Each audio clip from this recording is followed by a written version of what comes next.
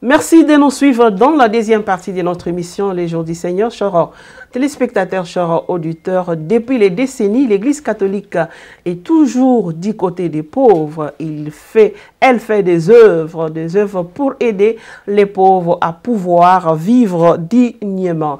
Et voilà dans ces cadres-là où les projets sociaux à impact visible que l'Église a exécutés avec l'aide du gouvernement congolais. Et ce n'est même pas la première fois. Depuis l'indépendance jusqu'à ce jour, l'État a toujours collaboré avec l'Église. Mais aujourd'hui, nous voulons parler de ces projets sociaux à l'impact visible et donc financés par les gouvernements congolais actuels, donc sous la gouvernance du président Félix Tshisekedi. Et pour en parler, nous recevons dans l'émission de ce jour M. Blaise Mo, qui est l'un des moteurs ou pièces maîtresses dans l'exécution de ces projets. Monsieur Blaise, bonjour. Bonjour, révérende sœur. Et c'est la première fois que vous venez dans notre émission Les Jours du Seigneur. Merci de votre disponibilité. Merci ma sœur de m'avoir invité. C'est un plaisir, c'est une joie pour moi de venir à cette émission. Voilà. Et nous espérons que vous êtes bien indiqués à répondre à nos questions sur les projets sociaux à impact visible que nous avons suivis dans les réseaux sociaux ici et là. Ça fait beaucoup de bruit et vous êtes là pour nous donner des réponses. Avant tout, d'abord, quelle est l'ambiance dans laquelle les projets est exécutés? Merci beaucoup. L'ambiance actuelle est bonne, c'est-à-dire que nous avons la même volonté de côté des diocèses pour la poursuite des travaux pour ceux qui sont encore en train de travailler. Mais il faut dire que cette volonté pour aujourd'hui ne s'accompagne plus avec la même intensité de travail, dans la mesure où les fonds n'ont plus suivi depuis bientôt une année, qu'on a reçu la deuxième tranche de financement et la troisième se fait toujours attendre. Et cela a diminué l'intensité des travaux sur le terrain. Donc il y a un peu de découragement. Bon, un peu de découragement, peut-être pas totalement, parce que nous y croyons, nous avons les promesses. Nous sommes conscients des difficultés auxquelles le pays fait face actuellement, qui font qu'il pourrait y avoir d'autres priorités plus urgentes pour le gouvernement. Et nous attendons au moment opportun que le gouvernement soit à mesure de décaisser ces fonds pour que les travaux qui peinent à continuer puissent recommencer. Voilà, ce n'est pas la première fois que l'Église catholique exécute des projets. Hein. Nous avons Caritas qui a toujours exécuté des projets comme dans les diocèses ici et là. Mais le problème ici est de savoir donc, quel est l'objectif visé par ces projets. Je crois que l'objectif, c'est comme vous l'avez déjà dit dans la première partie, c'est-à-dire que l'Église a toujours fait un travail important auprès des populations pour tout ce qui est infrastructure sociale. Et c'est par rapport à cela que le gouvernement, à travers les chefs de l'État, a manifesté le désir, par rapport à l'accord qui a été signé entre le gouvernement et la SENCO, de pouvoir renforcer le travail qui est fait par l'Église habituellement, afin que l'Église reçoive ses moyens, qu'on identifie sur le terrain les problèmes auxquels les populations font face et qui n'ont pas de solution. C'est vrai que le projet actuel n'apporterait pas de solution à tous les problèmes, mais tant soit peu que des initiatives soient identifiées afin que ces initiatives apportent des solutions aux problèmes des populations. Il y a beaucoup de projets qui devraient être mis en œuvre, mais nous essayons de voir parmi les besoins qu'il y a au sein de la population, de faire une priorisation des besoins pour qu'on identifie le plus urgent afin que l'argent soit affecté à ça. Donc l'objectif du projet, c'est aider l'Église à pouvoir aider la population pour des questions socio-économiques. Quand vous dites les problèmes, les projets plus urgents, c'est vous qui orientez les diocèses à réaliser tel ou tel projet ou les diocèses vous proposent selon les besoins? En fait, nous n'orientons pas les diocèses. Nous avons mis en place une stratégie qui consiste à ce que ce soit la base elle-même qui identifie les projets. Et là, nous avons eu en septembre 2022 un atelier au début, au lancement du projet, parce que le projet a été lancé en 2022 après le mois de juin. Donc en septembre, on a eu un atelier en 2022 où nous avons rassemblé tous les intervenants de terrain.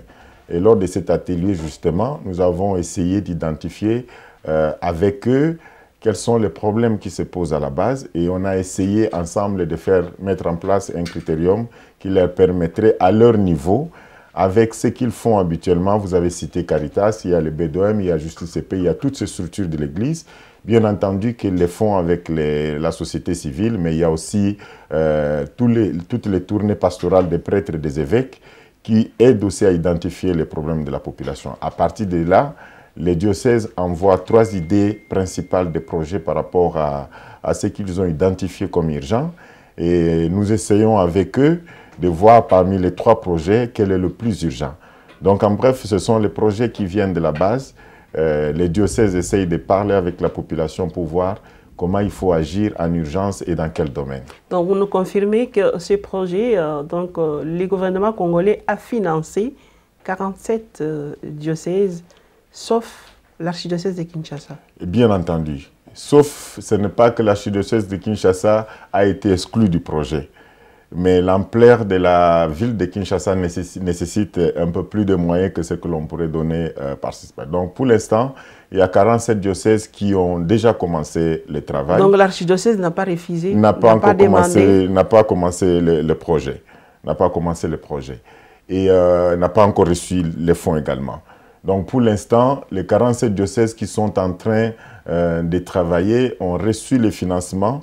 Normalement, le contrat qui est signé désignait que nous ayons 300 000 $ par diocèse pour une année, par trimestre.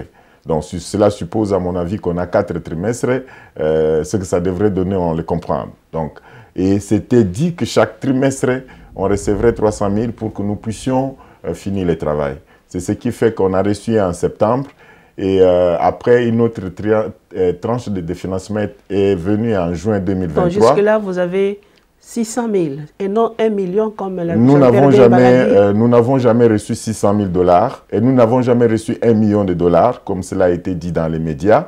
Les diocèses n'ont reçu, sur le plan contractuel, j'insiste, que 600 000 par diocèse. Je dis contractuel pourquoi? Parce que c'est dans le contrat qu'on parle de 300 000. Mais en réalité, les fonds qui débarquent dans les comptes des diocèses, ce n'est pas toujours 300. Vous avez des diocèses qui reçoivent 290 000, 200. Bon, c'est lié à toutes les transactions financières. Exactement. Donc, il n'y a pas un diocèse qui a eu du cash de 600 000 encore jusque-là, encore moins 1 million de dollars. Mais les tranches ont été versées en fonction de 300, mais avec toutes les transactions à travers les banques, les diocèses s'en sortent parfois avec 280, 285 000. Donc, mais nous n'avons que 2 tranches de financement qui sont arrivées, loin de parler de 1 million de dollars. Comme cela, la 3e tranche, mais quand bien même vous allez recevoir la 3e tranche, ça sera 900. 900. Ça ne sera pas donc 1 million. Même si nous recevons la tranche actuelle pour continuer les travaux, nous n'en serons qu'à 900 000 et moins que 900 après toutes les transactions financières dans les banques. Ce ne sera jamais 1 million de dollars. Voilà, merci beaucoup pour cette précision. Mais vous êtes à Kinshasa, M. Blaise, comment faites-vous pour garantir la bonne réalisation de ces projets?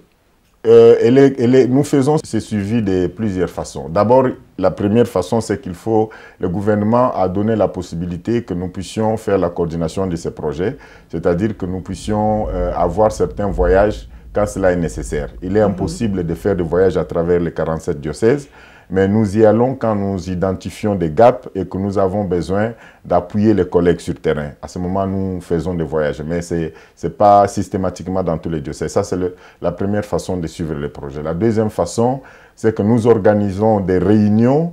Après la première réunion présentielle que nous avons organisée en septembre 2022, chaque trimestre, nous organisions une réunion en ligne avec tous les 47 diocèses qui sont branchés et nous donnons la parole à chacun dans cette réunion en ligne de s'exprimer, de nous dire ce qui est en train d'être fait. Nous posons la question. Les autres aussi peuvent poser la question pour capitaliser les expériences qui sont positives ailleurs. Et ça nous permet justement de faire le tour de table, de faire le tour des diocèses pour faire un suivi. Cela n'empêche que de façon particulière, un diocèse nous contacte. Il y a un groupe WhatsApp qui a été mis en place où au quotidien, nous échangeons sur les images, sur la marche du projet, sur les documents qu'il faut. Et ça nous permet justement d'être à jour avec tous les projets qui se passent à travers les diocèses. Revenons un peu sur la question des sélections. Tout à l'heure, vous en avez parlé un peu en passant. Quels sont les critères qui vous permettent de sélectionner, d'orienter les projets? Les critères, d'abord, c'est de savoir que nous ne sommes pas en train de faire ce qui est déjà fait. nous sommes en train de faire ce qui est urgent pour la population, ce qui est un vide dans cette population. C'est ce qui amène peut-être à vous parler de santé projet. Nous avons travaillé dans plusieurs secteurs. Donnez-nous des exemples. Principalement, nous travaillons dans le domaine de la santé, c'est-à-dire il y a eu plusieurs centres de santé, hôpitaux qui ont été construits. Mais ça existe déjà, il y a déjà... Ça existe et c'est déjà opérationnel. Parce que vous disiez tout à l'heure que vous faites ce qui n'a jamais été fait. Mais les centres de santé, il y en a toujours. C'est-à-dire que ce qui n'a jamais été fait dans le coin. C'est-à-dire des centres de santé, il y en a. Mais nous avons des centres de santé qui n'ont pas un plateau médical voulu.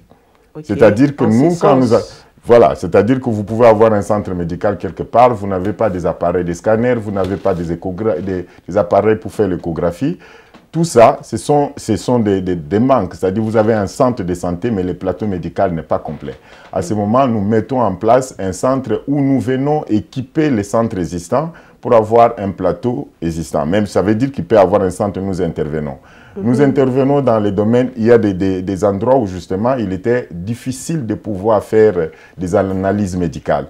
Les gens devraient prendre des avions de l'Équateur, de partout, pour venir jusqu'à Kinshasa, uniquement pour être informés sur la maladie qui vous dérange. Mais nous essayons, nous avons mis en place, comme on l'a dit, à Guémena, avec le dossier de Boudjala, dans un centre médical. Nous en avons mis en place un autre à Boma. Ce sont des centres, justement, qui permettent aux personnes d'avoir l'information sur leurs problèmes et de se déplacer utilement à Kinshasa.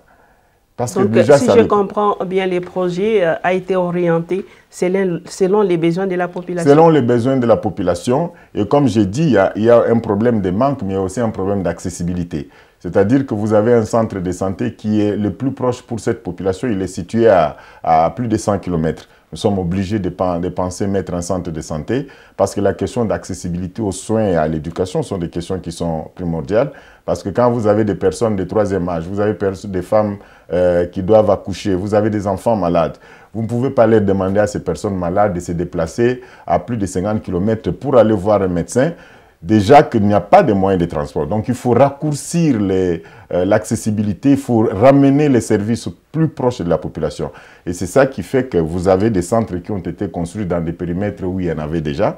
Vous avez des écoles qu'on a construites parce qu'uniquement, il y a des endroits où les coutumes ne permettent pas aux filles de pouvoir aller à l'école. Et donc, nous faisons la promotion de l'éducation des filles en mettant en place une école de filles dans ces coins-là. Quelqu'un dira, mais il existe déjà une école, pourquoi on en construit une autre? Donc, ça, ce sont des questions. Donc, vous avez, il y a des endroits où on a eu beaucoup de problèmes avec des jeunes.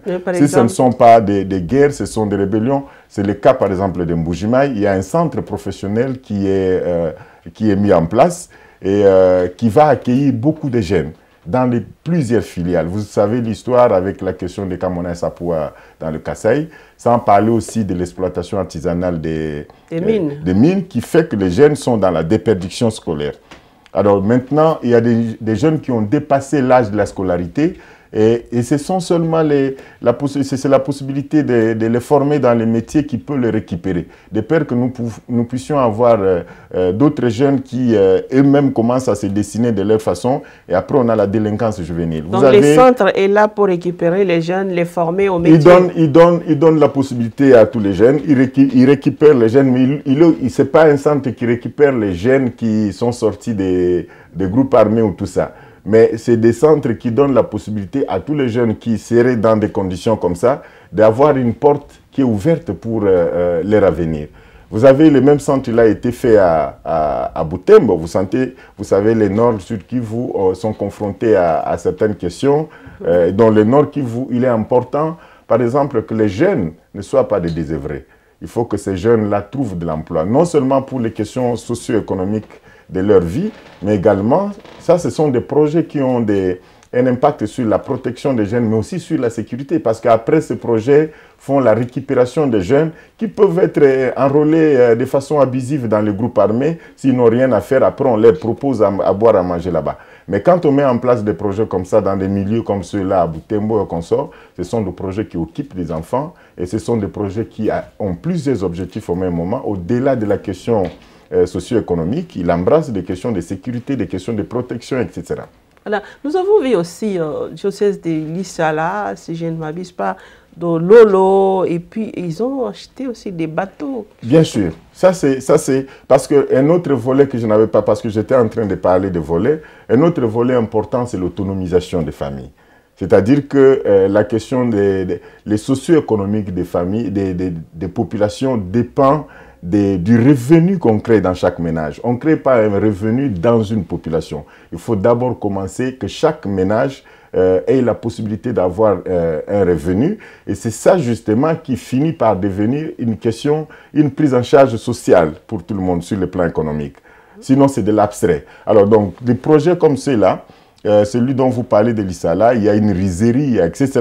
Ce sont des projets qui ont commencé à relancer la possibilité pour les ménages d'avoir un revenu. Ce sont des projets d'autonomisation des populations. Les barges à l'Équateur ont un double effet. Le premier effet, c'est celui-là de l'autonomisation parce que vous savez, les populations de l'Équateur, pour vendre leurs produits, les villes les plus proches, c'est Mbandaka et Kinshasa. Ils ne peuvent le faire que par la voie fluviale. Et donc, quand le diocèse de Lolo que vous citez met en place une barge, il répond à cette question afin d'aider la population à évacuer les produits qui pourrissent là-bas, mais aussi donne la possibilité à la population de Kinshasa d'avoir la nourriture.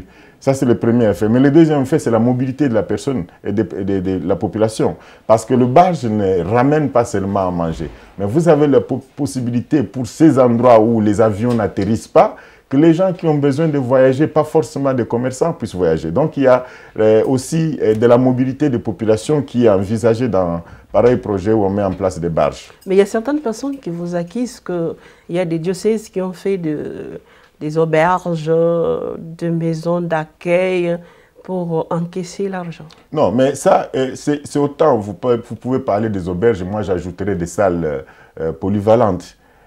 Vous avez des milieux où des partenaires, des ONG, des partenaires étrangers ne savent pas y aller pour apporter de l'aide à la population parce qu'ils ne savent pas en arrivant, ils vont dormir où, ils vont tenir des conférences où. Et il faut construire ces auberges pour permettre aux ONG de pouvoir se déplacer, d'aller s'implanter là-bas, de faire des missions et de travailler avec la population. Sinon, ils ne savent pas y aller parce que quand ils y arrivent, ils ne savent pas où dormir. Et ça, c'est très important. Les auberges répondent à ces projets. Parce qu'au fait, tous les projets, il faut voir, il y a des projets qui ouvrent des portes. Il y a des projets qui ont des effets d'entraînement sur d'autres. Vous pouvez avoir un projet qui apporte directement des solutions à des objectifs qui ont été identifiés. Mais il faut savoir que dans les domaines des projets, il y en a qu'on met en place parce qu'ils ont des effets d'entraînement sur d'autres projets qui vont venir. Quand vous mettez en place l'auberge, bien sûr que directement, il va accueillir les gens qui vont venir, les ONG comme j'en parle. Mais les effets d'entraînement, c'est que ceux qui vont venir dans ces milieux, ceux qui trouvent désormais des cadres pour dormir, ont la possibilité maintenant de développer avec la population certains projets. Donc ça va donner des effets d'entraînement sur beaucoup d'autres projets dans la communauté, mais comme on dirait, ça pourrait aussi aider justement la communauté à s'ouvrir au monde extérieur. Alors, M. Blaise, quel est le pourcentage approximatif de réalisation de ces projets? Il faut dire d'abord qu'en termes de pourcentage, nous sommes, on peut dire, à 80% de réalisation, si pas plus. Et quand je dis 80%, pourquoi? Parce que les 20% restants, c'est composé de projets. Vous avez des milieux comme vous avez suivi, vous verrez certaines vidéos dans les jours qui viennent. L'évêque de Congo est en train de parler, où il explique que les kilomètres, c'est pas 100 ou plus de 100 kilomètres pour arriver à Mbujimaï, pour aller s'approvisionner en ciment, etc. Mais ça, ce sont des projets qui sont plus coûteux en termes d'argent, mais également qui ont besoin du temps. Et donc, ce sont certains de ces projets-là, en termes de difficultés d'approvisionnement, traînent encore. Donc, ça, en général, vous êtes un peu satisfait? Satisfait totalement, parce que ce projet traîne. Le deuxième type de projet, dans les 20% qui ne sont pas réalisés, c'est des projets qui ont été envisagés avec l'idée que nous allions recevoir les tranches de financement de façon continue. Vous avez un hôpital qui est envisagé pour 900 000 $. Je parle Inongo, je vois Mbandaka. C'est des grands projets, des grands centres, des grands hôpitaux qui sont envisagés. mais qui malheureusement aujourd'hui ne peinent à finir parce que les travaux sont arrêtés. Sont arrêtés parce que c'est un plan de 900 000 et ils n'ont reçu que 580, ils ne peuvent pas encore le finir. Et c'est ça qui constitue les 20% qui aujourd'hui n'est pas encore réalisé, mais on est largement satisfait parce qu'il y a des écoles qui ont déjà commencé depuis 2023 à accueillir les enfants. Il y a des centres de santé, des hôpitaux qui déjà prennent en charge les patients. Donc je pense que pour aujourd'hui, en termes de construction et en termes de services rendus à la population, nous sommes à plus de 80% des réalisations. Et si le gouvernement ne complète pas la troisième tranche, les ouvrages qui n'ont pas fini, qu'est-ce que vous allez faire? Pour l'instant, nous ne sommes pas dans cette hypothèse parce que le projet, les contrats courent encore avec le gouvernement et le gouvernement manifeste toujours sa volonté de pouvoir soutenir ces actions. Comme le disait Monseigneur dans son émission sur Top Congo la dernière fois, c'est que nous avons toujours les promesses du gouvernement de pouvoir envoyer l'argent qui reste, même si ça traîne. Nous espérons que ça va venir. Donc nous n'avons pas en tête l'idée que ces projets s'arrêtent et qu'on ait des édifices ou des infrastructures inachevées par manque de financement. En tout cas, M. Blaise, ce n'est pas toujours facile de suivre ces genres de projets, des lois, mais vous êtes mobile et vous arrivez à y faire. Quelles sont les difficultés auxquelles vous avez été buté ou que vous avez rencontrées? Bon, les difficultés, la plus grande difficulté, comme vous le savez, c'est que celle dont on parle tout le temps, c'est les non suivis de financement. Les financements ne se suivent pas tel que cela a été décidé. Ça, c'est la plus grande difficulté qui a un impact sur tous les autres, notamment la finition de certaines activités. Les difficultés que nous avons également, ça c'est par rapport au diocèse, c'est l'approvisionnement. L'approvisionnement en matériaux qui fait que certains doivent s'approvisionner à plus de 100 km ou à Kinshasa. Et la dernière fois, j'étais dans le Kasaï, il y a eu des moments où un sac de ciment est arrivé à plus de 40 $. Donc ça, ce sont des questions difficiles et parfois ils ont reçu les mêmes financements et donc ça met à mal certains projets. Ça, c'est une autre difficulté, c'est l'approvisionnement et le prix des matériaux en province. Bon, également, c'est les questions des routes pour acheminer. Ceux qui sont dans les Kasaï, par exemple, Kabinda, ils vont acheter en Bujimaï, jeter là-bas, c'est compliqué. Donc, autant de difficultés qui émanent de cette question de financement. Mais bon, je pense que le plus important, c'est de voir qu'on y parvient et qu'il y a une ferme volonté des évêques, un bon suivi des évêques chaque fois dans les différents diocèses pour la bonne exécution de ces projets. Mais également, il y a la bonne volonté de tous les collègues qui travaillent à ces projets qui font que le travail avance malgré ces difficultés. Voilà, un coup de chapeau au diocèse de Kenge qu'ils ont acheté machine à briques. Ça, c'est déjà quelque chose aussi. Bien sûr, bien sûr. Donc, il y a eu des forages qui ont été faits. Et donc, il y a des diocèses qui ont entrevu justement la possibilité de pouvoir acheter des matériels de forage qui vont justement, après le projet, multiplier la construction d'autres forages ailleurs. Ça, c'est de un. De deux, l'acquisition de machines à briques, ça renforce l'habitat dans la communauté. Vous avez dans ce milieu-là, l'habitat est un problème parce que les gens n'ont pas des matériaux comme les briques nécessaires pour pouvoir construire. Donc, ce sont des initiatives qui, comme j'ai dit, c'est des projets qui ont des effets d'entraînement. C'est-à-dire que ce projet-là, cette machine, va produire des briques. Ça, c'est l'objectif qu'on a directement. Mais après, il y a une stabilité sur l'habitat de la population. Exact. Voilà. Voilà, M. Blaise, malheureusement, nous ne pouvons pas continuer cette émission, vu les temps qui nous a été accordé. Qu'est-ce que vous allez adresser aux points focaux qui exécutent ces projets dans les diocèses? Ce que je dis aux points focaux, c'est d'abord les remercier pour les efforts qu'ils font, malgré toutes les difficultés. Malgré tout ce qu'ils suivent dans les réseaux sociaux, bon, bah, évidemment, ils savent que tout ça est faux parce que le concret est là. Nous ne sommes pas en train de présenter ce que nous n'avons pas fait. Donc, je tiens d'abord à remercier tous les points focaux des diocèses par rapport à la collaboration que nous avons, nous tous entre nous, mais également avec la coordination au niveau national que suit Monseigneur Donatien Cholet. Mais également, nous voulons leur dire de garder courage et que nous sommes toujours en train de suivre pour que dans les jours qui suivent, Dieu aidant, que les fonds soient à leur disposition et que ceux qui ont entrevu des travaux inachevés puissent les achever. dans quelques secondes au peuple congolais qui nous suivent, qui ont suivi dans les réseaux sociaux, tout ce qui a été dit sur les projets? Je pense que le peuple congolais, nous avons rendu public les rapports de nos activités. Donc, il n'y a rien à cacher. Ces rapports indiquent dans chaque diocèse ce qui a été fait. Donc, si vous êtes au diocèse de Kassongo, vous êtes population de Kassongo, mais si dans les rapports on vous a dit que nous avons construit une école là-bas, mais vérifiez si cette école existe. Donc, je pense que la population a la possibilité, nous avons rendu public. Monseigneur, lors de son émission à Top Congo, a même déposé les rapports auprès de M. Christian Lusakoueno. Et nous l'avons mis dans les sites de la Senko et il circule. Donc, il n'y a même pas possibilité que les gens puissent ergoter autour de ce travail. Il n'est pas possible que les gens pensent que ça a été détourné alors que les informations sont disponibles. On déclare ce qu'on a fait dans chaque diocèse. Donc, nous disons à la population de continuer à faire confiance à l'Église, comme elle a toujours dit, et de ne pas se laisser emporter par cette armée numérique qui s'emploie à dire des choses qui ne sont pas correctes dans les réseaux sociaux et de les confronter aux images réelles et des infrastructures qui sont mises en place dans les diocèses. Vous êtes disponible à quel l'IGF? L'IGF travaille déjà avec nous. Ce n'est pas qu'on reste disponible.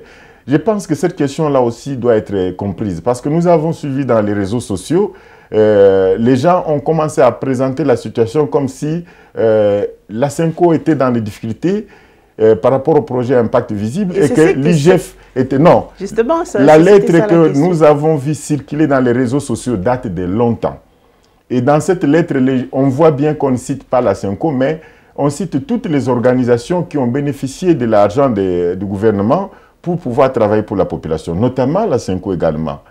Donc je pense que les dernières sorties médiatiques ont commencé à focaliser la question sur la Senko. Non, l'IGF fait son travail habituel. Vous travaillez en collaboration. Voilà. À la fin de l'année, ils doivent savoir qu'est-ce que les gens ont fait avec l'argent du gouvernement. Et c'est dans ce sens-là qu'ils nous posent la même question. Et nous travaillons avec eux. Ça fait déjà 2 ou 3 semaines que nous sommes en train de travailler avec eux. Et jusque-là, tout se passe bien. Et nous n'avons pas à nous reprocher parce que ce qui devrait être fait est fait. Les preuves sont là. Donc, il n'y a pas à pouvoir croire que l'IGF est venu chez nous parce qu'il y a on a tiré la sonnette d'alarme. Non, il n'y a pas une sonnette d'alarme qui a été tirée sur le projet qui est exécuté par nous. L'IGF fait son travail routinier et cette fois-là, nous sommes parmi les organisations qu'il visite actuellement. Voilà, merci beaucoup, M. Blaise Mbo. Vous êtes le point focal technique au niveau de la coordination de ces projets. Bien sûr que c'est Monseigneur Cholet qui est le coordonnateur, mais vous travaillez ensemble. Merci de toutes les informations que vous venez de nous donner sur les projets sociaux à impact visible, comme nous venons de les suivre. Nous devons tout simplement retenir que l'Église a été toujours des côtés des faibles. Et l'Église travaille toujours dans la transparence au bénéfice des pauvres. Et tout ce qui a été fait dans les diocèses, ce n'est pas pour l'Église, mais au bénéfice du peuple congolais. Merci d'être passé dans notre émission. Nous attendons prochainement. Si vous avez d'autres informations sur la question, venez pour que nous puissions informer le public. Voilà, l'émission n'est pas encore finie. Nous allons juste marquer une pause et nous allons nous retrouver dans la deuxième partie de notre émission.